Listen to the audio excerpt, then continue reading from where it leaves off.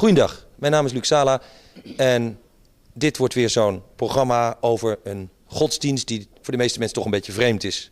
Het hindoeïsme. We gaan vandaag praten met iemand die van de Hare Krishna beweging is.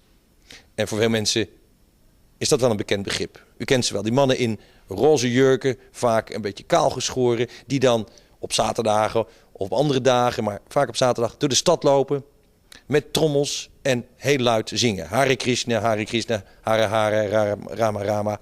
U kent die verhalen wel. Voor de meeste mensen is dat een beetje een 60er jaren symbool. Iets uit de musical Hare. Maar eigenlijk is dat hindoeïsme en dat chanten van Hare Krishna al heel oud. Het komt uit het hindoeïsme en daarvoor uit de Vedische godsdienst. De Veda's waren boeken, of eigenlijk leringen, later zijn ze opgeschreven, die dateren van misschien wel 1500 voor Christus.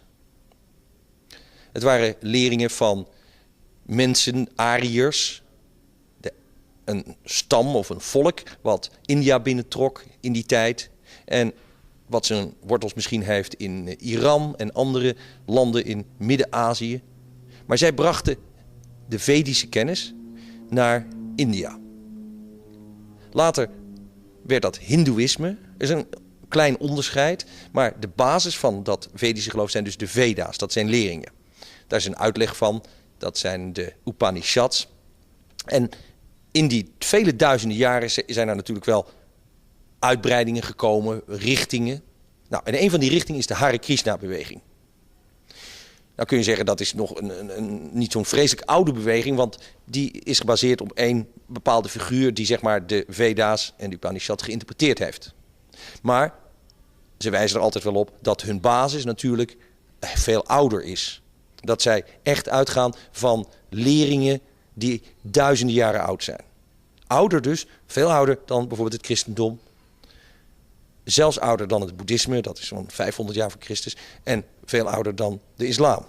Nou, we gaan vandaag praten met iemand die de wereld rondreist naar allerlei tempels. En we hebben die in Amsterdam bijvoorbeeld ook van de Hare Krishna beweging. Daar voorgaat, uitleg geeft. En we gaan vandaag met hem praten, maar op een hele gewone manier over dat geloof. Nou, hij komt uit Amerika, hij spreekt Engels en we gaan het verder dus in het Engels. Maar het is dus een gesprek over wat die Hare Krishna beweging nou eigenlijk wil, wat hun bronnen zijn en hoe dat allemaal zit.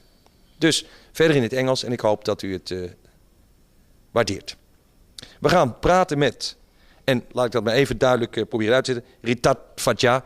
En dat is een naam, daar ga ik me eerst vragen wat dat betekent. Welcome to the show, hello. Thank you. To start with, you have a name, Rita-dhvaja. That's a little bit strange for Western ears. What does it mean? Rita-dhvaja is a Sanskrit word. Rita-dhvaja, it comes in two words. Rita means truth, and dhvaja means emblem or banner or flag of truth. So my name means the flag of truth. These names come from, they're names of the Supreme Lord, and we usually have the word das at the end, which indicates that we are trying to become the servants of that Lord, who is the emblem of truth. So you get a name like Rita-dhvaja Das. Yeah. And that is very often because like you're the holy man that started your movement was called Bhaktivedanta Swami Prabhupada. Well, you can say it. Bhaktivedanta Swami Prabhupada, yes. Yes. What did his name mean? Bhaktivedanta, Bhakti means devotion, and Vedanta means the end of devotion. So it's the combination of Vedanta means end, Veda means knowledge, Anta means the end. So the end of knowledge is bhakti, or service to the Supreme Lord.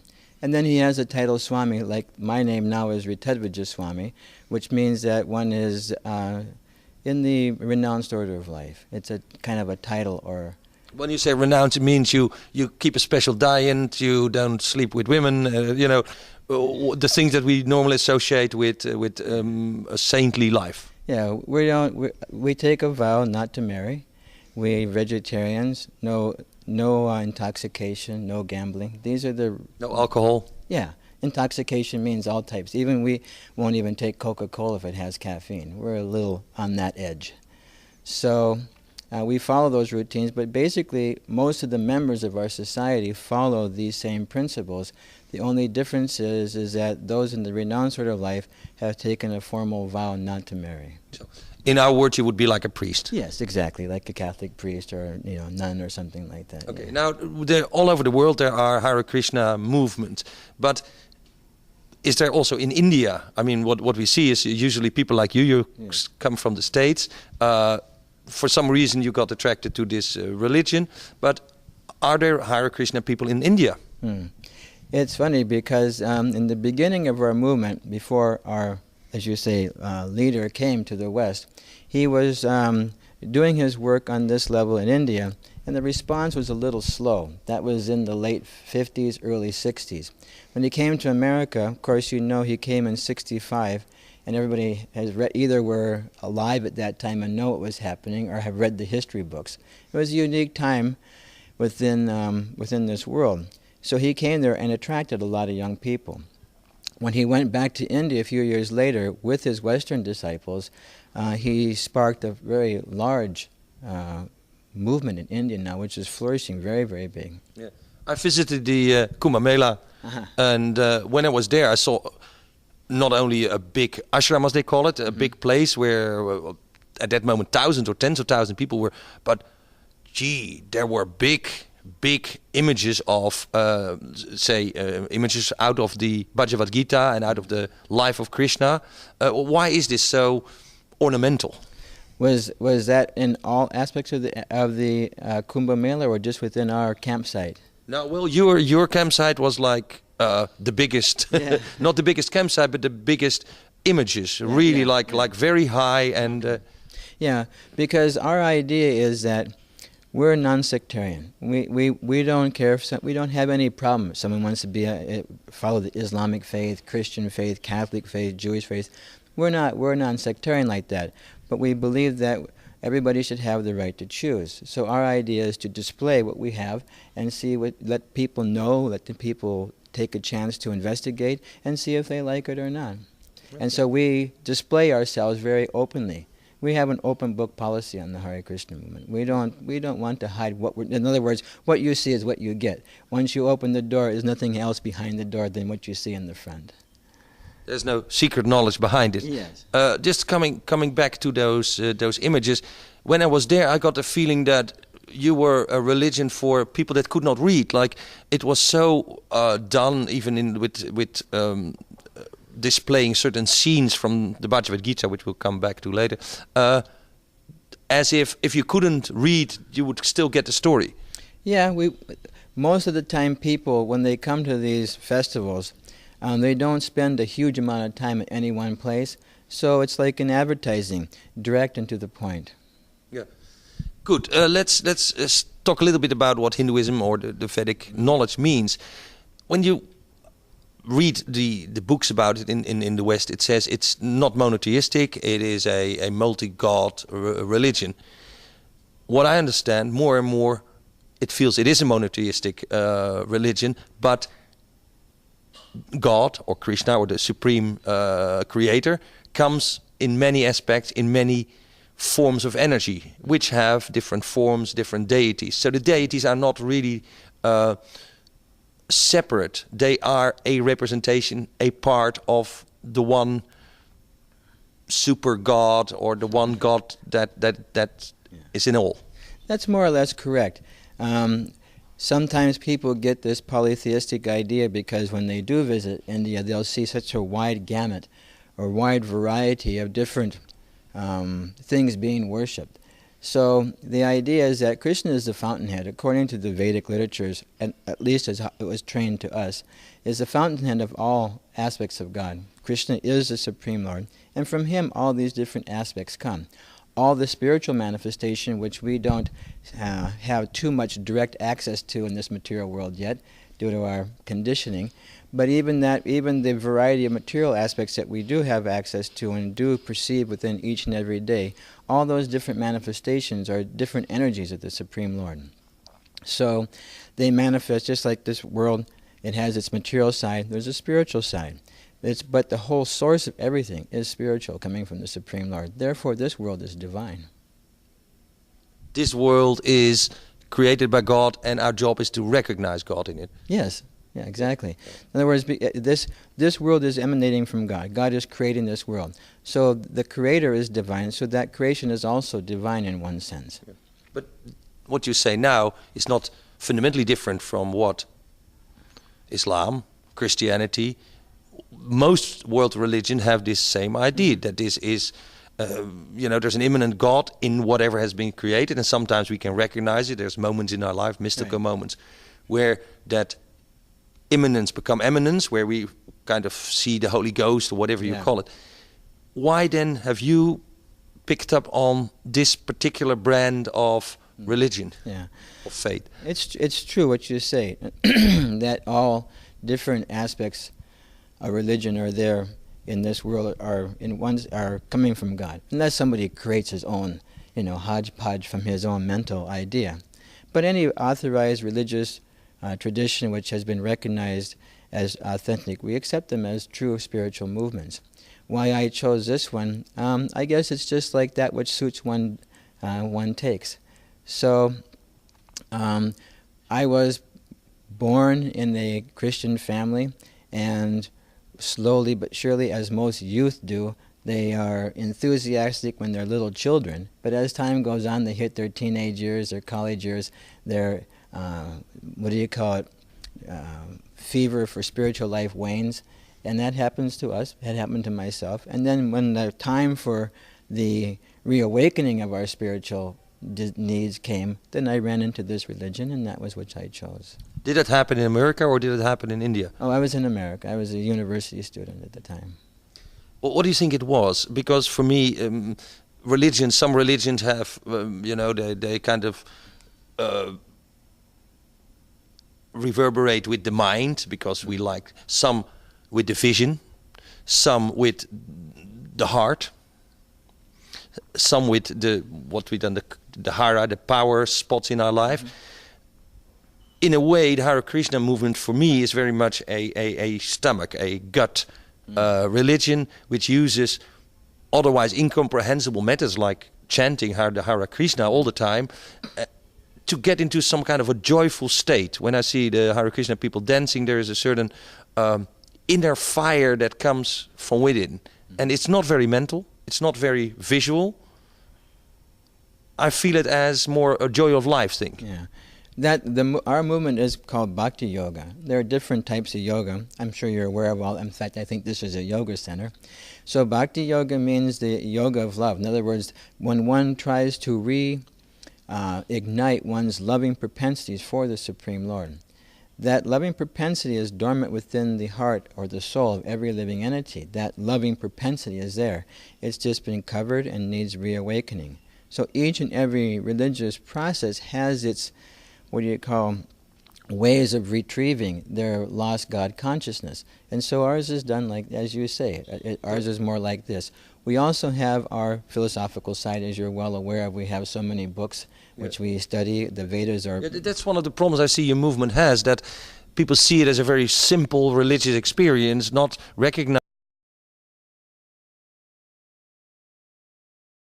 the body of Vedas that we were just talking about. There's 36 long books with only the text of the Vedas and the Upanishads. Well, there's a lot more than that, too, But and that's why, just like when we were talking before, that idea of displaying at the Kumbh Mela and stuff, give people a chance to just get in the door of the philosophical side of our movement, because it's very, very deep. Yeah. Talking about that philosophy, the Bhagavad Gita is one of the books you hand out in the streets. If you can pay for them, you get them, and I got a few in the past, and I've read them, and I'm always amazed, because we live in a world that... I, like you, I come from a Christian background, and love is the most thing that's really heart religion, Christianity. And there is this crazy war between a princess, Arjuna, families, the Pandava brothers. There are groups fighting, and at a certain moment, Arjuna asked his chariot driver, his cab driver, you could say, who really is Krishna, and he says, Why do I have to fight this war? And that's exactly the same feeling I have, because we are now in a world where war is again threatening Iraq and the whole world situation. Why, within a religion of love, of bhakti, this war, this necessity to fight? Well, that's a very long, it's not hard, it's just a very long. There's a lot of things which are mentioned within that question. But the idea is that the Supreme Lord has His supreme plan. It's not that things are running randomly within this world. And as the living entities in this world, say the human beings specifically, they are acting out different things which they do in their daily activities. We are accruing what is called karma. We understand this word karma. Actually, the word karma just means activity. So karma can take on different types of natures. It can be a good activity or a bad activity. And each and every one of those activities has a certain type of response. In other words, the effect of that activity. What do they say in physics? Each Action is reaction. has action, has reaction. So that law works within this world amongst our activities. So the culmination of many, many years of action and reaction were culminating at the time when Krishna came to this world. And at that point, the world literally was what they say overburdened with military troubles, military, within the family. Well, it manifested within the familial thing, because there's another reason for that, which I'll get to. But in other words, the world became overburdened with this negative military-type apparatus, and the earth needed to have that purified. We are a little bit in that situation again, eh? That situation comes up on a regular basis within this world. And so, but the specific reason why it happened in such a way where it was what they call fraternal, family situation, was at that point of time when the reactions to all the different activities we perform came to a culmination, also the time for the Supreme Lord to once again speak the Bhagavad Gita came to place. In other words, the Bhagavad Gita, or the teachings, sometimes the teachings of religion, they become thinned out. They lose their potency. So again, the Lord has to come to reestablish those religious teachings. So those two things happen simultaneously. So it's both a revelation as a necessity. But again, there is Arjuna, who is the main character, and he is a prince, and he fights against his family, and there's a big battlefield. And on that battlefield, Krishna, who is his charioteer, reveals himself as the Supreme Lord. And it's like an atomic explosion. It is overwhelming, and only Arjuna can see it. And he realizes that his charioteer is the Supreme God, and that reality is far wider than he could ever imagine. And that basically the message is, things as they are, and you, Arjuna, are now going to fight, and all your family will be killed, and you will be the only one that comes from the battlefield. Yes, it's acceptable that if the Supreme Lord has plans with us, it will happen. But still, that feeling in us, killing, war, I would have said, well, we'll run away. Okay. I would answer that with just like, say, for example, I see you have a secretary here on the other side, and say somebody was to come in and harm her, and would your reaction be, oh, I should run away? Or would your reaction be, I should protect her? I would presume you'd want to protect her. And so sometimes in that protection, violence is necessary. I wouldn't expect you to say, oh, well, there's going to be a violent thing happening here. Better I just avoid it and go on the love platform. Yeah. Sometimes love means protection. So, coming to present day, there is a war brewing against Iraq on the pretense that is a defense. Without going into particulars, are there situations in time where that is justified? There are. Whether this one is or isn't, that's, as you say, not for me to decide. But there are times, as I was saying, there are times where violence may be necessary. Because people, in this material world, there are people who misuse this lifetime. And they do cause harm to other people and other living entities. And it is a duty of the society as a whole, be it governmental or just as a societal group, to provide protection for those members of that society. And sometimes, in that case, violence may be necessary. If you cannot, what do they say? You use diplomacy, you use logic, you use different means, but finally you may have to use the stick to convince people. Mm-hmm. And that is the harsh reality of this world. This material world is the external energy of God. It is the prison house for those souls who have decided to rebel against God and the kingdom of God. So we come into this material world. So you cannot expect there to be too much. The fact that there's not so much cooperation here isn't unusual, because most prison houses are of that nature. But we do learn, once one has been, say, within that institution of correction for a long period of time, they learn, they get this heart. The heart begins to come out. And as that heart begins to come out, then we do feel compassion for other people. And we do wonder, and we begin to question, why is it that if I do want to be peaceful, if I do want to be loving, if I do want to be cared, why is there so much lack of peace, lack of love, lack of care in this world? And then one begins to search deep into his heart, into his soul. And at that point, one's religious, as you say, growth begins to spurt or sprout at that point. And then one decides, yes, my life is meant to be dedicated to the service of God. So, as the Sufi would say, reality is the shadow of the love of God. But so we need that shadow to see the light behind it. In one sense, you can say yes. But another thing, you can say like that. In this world, you can practically say like that. But darkness is an absence of light. And so light is not dependent upon darkness. But for us to become clear, we need the dark white, we need the shadow. Yeah. Okay, let's come back to what the people know about Hare Krishna. You have a mantra, it's Hare Hare. Yeah, right. When you were saying it at the beginning, I always chuckle. I'm sorry, because sometimes it's a little funny for us. It's Hare Krishna, Krishna Krishna, Hare Hare. Hare Rama, Rama Rama, Hare Hare. It's 16 words. Okay. What do the words mean? Well, the words have specific meanings, but the meaning of it is actually a prayer. The word mantra is like what we would call in English prayer. Man means mind, tra means to deliver. So a mantra is there, that which will deliver our mind, as we say, we were just discussing, from the troubles of this material world, as does prayer. People enter into prayer, into meditation, to calm their inner being, to get a grip on what's happening in this world, and to bring themselves back together.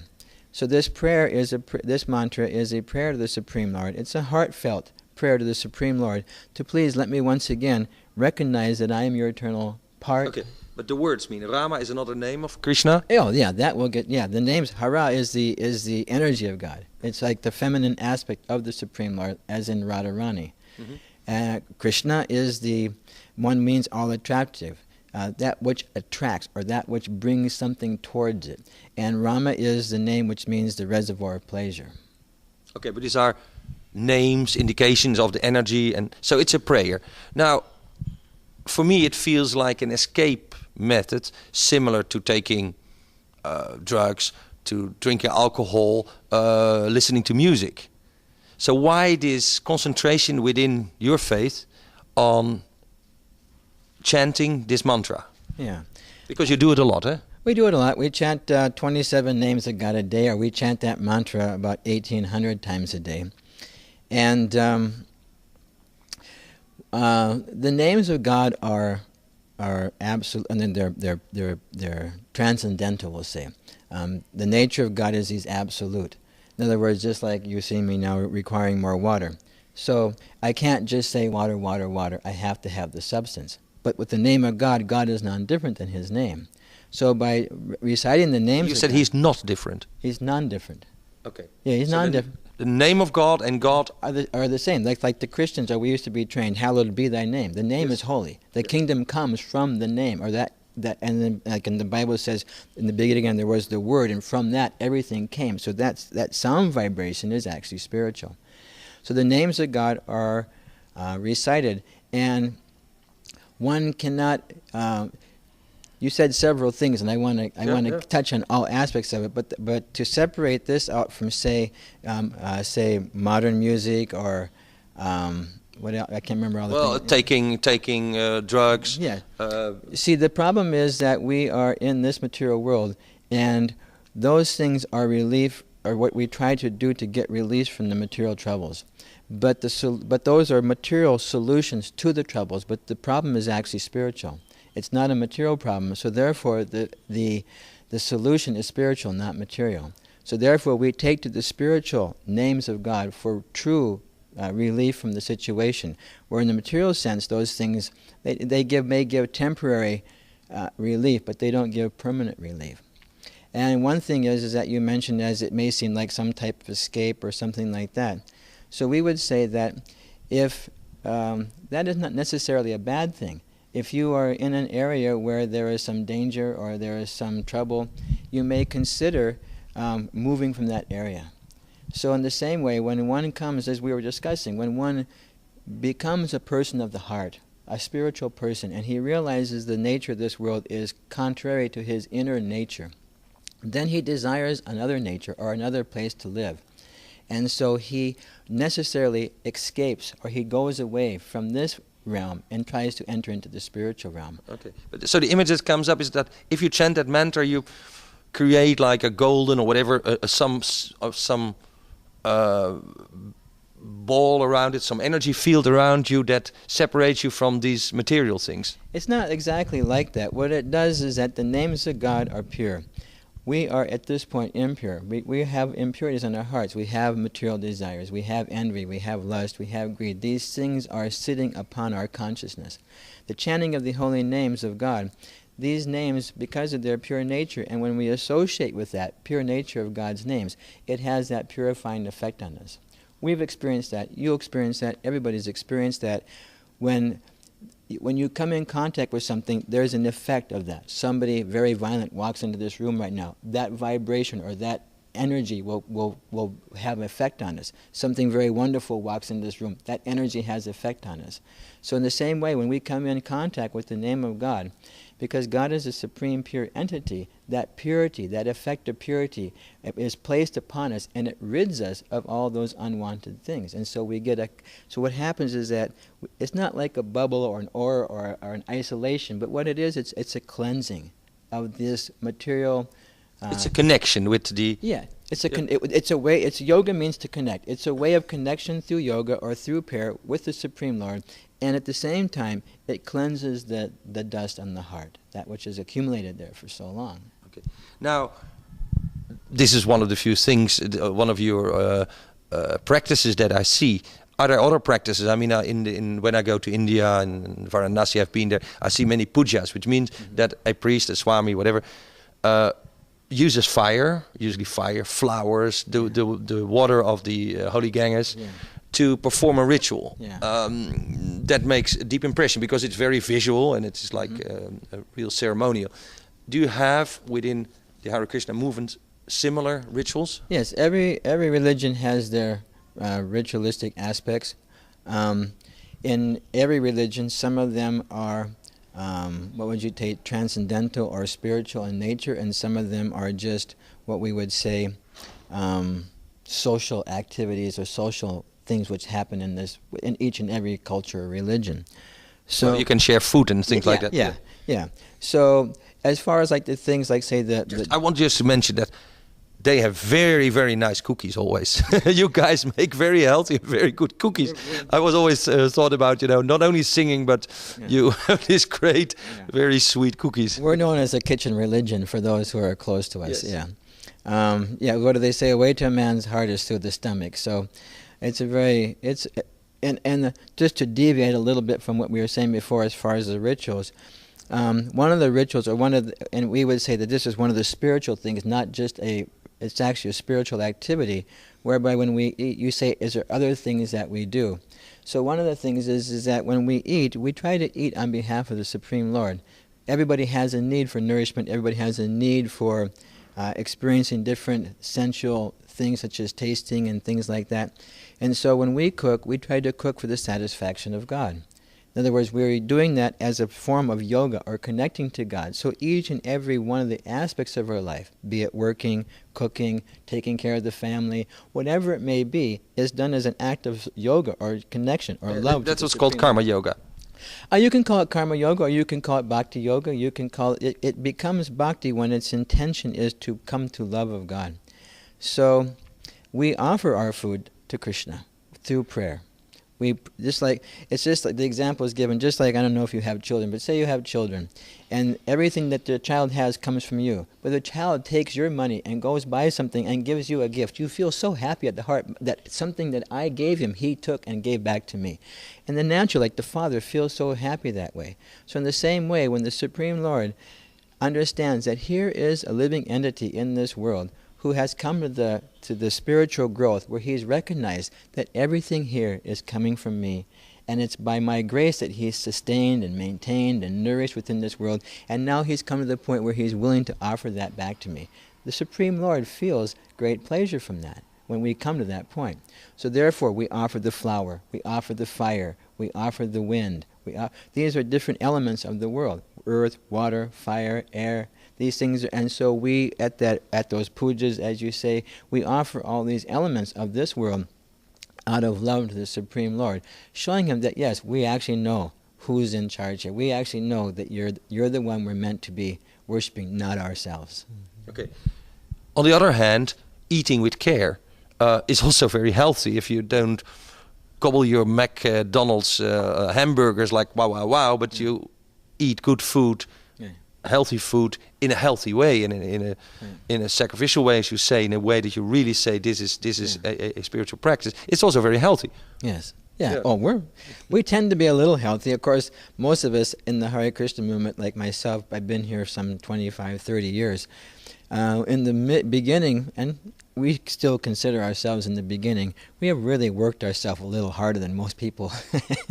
So with that was a little unhealthy. But as far as other things, we're very healthy, you know. And nowadays we are concentrating more on that aspect because we realize that we need this body to serve the Lord. This is a gift of God. He's given it to us, and we're meant to maintain it properly so that whatever duration of time this body has been given can be utilized fully in the service of the Supreme Lord. Yeah. Maybe I should, there's a little diversion, but at one time I realized that the idea of temples is very important, and that there are 7 temples in our life. The first one is the DNA. Yeah. Okay. Yes? Which is a little bit, yeah. The second one is very easy for most women. It's the womb of your mother. Yeah. The third one is then your body that we live in. The fourth one is your house that we have to take care of. The fifth one is the world. The sixth one is a temple we can build in our mind. We can visualize a temple and create a temple in our mind, which is also, it's not tangible. Yeah. And the seventh is the wider cosmos as a whole. Yeah. So there's 7 temples. Yeah. So we would agree with that. We wouldn't have any problem with that. The body, but we'll just get back to us. Yeah. The body is definitely a temple of God. In other words, we, the individual soul, reside within this body, and the Supreme Lord, as the super soul, or the Supreme Soul, also resides in here as the witness to our activities. And so we are not meant to desecrate or harm or cause any type of violence to this body out of respect for the Supreme Lord. Even the Christians, we were taught like that when we were children, that one should not poison or violate this body. That's because it is part of God, and it's coming from God. Yet you kind of separate yourself a little bit from the wider world, yes? Because you dress different, yes. You live in ashrams, you separate it. There's a certain separation. Why is that necessary? Your question, okay, I'm going to try to get it together. The idea is that we do separate ourselves in one sense, but the external appearance of us, this is just a dress which we have adopted over the years, coming from India. And our religion's from India, we dress like this. The dress is not important. How we live, where we live is not important. In the beginning, we were very communal. And the times were very communal. Our society was very young. There were many people in our society who were unmarried. We were very young. Very few of us were married. Now 95% of the devotees are married, and they're living out in what we call the secular world, or we may say the real world, or however you want to describe it. They're doing their daily work, they're maintaining their families, they're doing so many things, and the communal or ashram side now is very, very small, as would be expected in any normal religion. But what we do is we try to isolate ourselves in the sense that in as much we consider the material, that this material, would you say... hard stuff. Yeah, the desires for material sense gratification is there. So just as one does not want to become sick, he would not enter into an infected area, like say where there was a flu, just like I heard something about a cruise ship where there was some type of virus going on. Well, if you didn't want to get sick, you wouldn't buy a ticket for that cruise ship now. So in the same way, we try to keep ourselves away from those places which tend to lower one's consciousness. We like to stay in the higher levels of like the mode of goodness, a peaceful mode, a tranquil mode, a mode of thought, a mode of being good, and to stay in that mode so that we can keep ourselves closely connected to God, because He is the supreme good. And that's a nice closing. The supreme commander of our lives is, whether you call him Krishna or God or Jehovah or Allah, it's there, and that's a message that in this world is necessary and tends to get a little bit lost, don't you think? It does get lost. I think we tend to lose it. That's our fault. Just like, and you were mentioning the different names. God has unlimited names.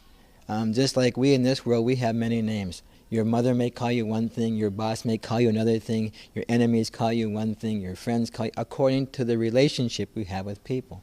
So God has unlimited friends, unlimited entities or souls which He deals with, and so He has unlimited relationships and unlimited names. So we just say, use your local name, whatever name of God you're comfortable with. If it's Hare Krishna, fine. If it's Allah, fine. If it's Yahweh, whatever you choose, that is fine with us. But take shelter of the name of God for purification. Okay. Well, and then I will Rita-dhvaja. Das was his name. En we hebben dus gesproken met iemand van de Hare Krishna beweging. Iemand die rondreist over de wereld. Die de boodschap van die Hare Krishna beweging uitdraagt. Hij geeft zelf toe, we kleden ons anders, maar dat is eigenlijk niet zo belangrijk. En heel veel mensen die meedoen in onze beweging, geloven in dat Hare Krishna-idee, zijn gewoon in de wereld, net als andere burgers, zijn gewoon getrouwd. 90% van de mensen is niet meer zo extreem, woont niet meer in ashram. Maar hij wel, want hij heeft een belofte gedaan. Hij heeft uitgelegd wat het geloof inhoudt, waarom dat chanten, die namen van God, zo belangrijk zijn. En hij heeft een klein beetje uitgelegd waarom zoiets als oorlog, zoiets als geweld, soms toch noodzakelijk kan zijn, omdat er in de wereld nu helemaal krachten zijn die dat noodzakelijk maken. Je kunt dus niet altijd zeggen, ik doe niks. Soms zul je moeten vechten en het heilige boek, een gedeelte van de Veda's, het is niet een gedeelte van het hindoeïstische geloof, de Bhagavad Gita, dat boek waar ze eigenlijk hun inspiratie uithalen, gaat dan ook over oorlog, over het vechten in deze wereld, de wereld van de schaduwen vaak, over het vechten daartegen en de noodzakelijkheid daarvan. Maar dat neemt niet weg dat deze wereld ook volgens hem toch heel direct goddelijk is en dat we dat ook kunnen proberen te vinden. Thank you for being with us. Thank you, Hare Krishna. Thank you very much.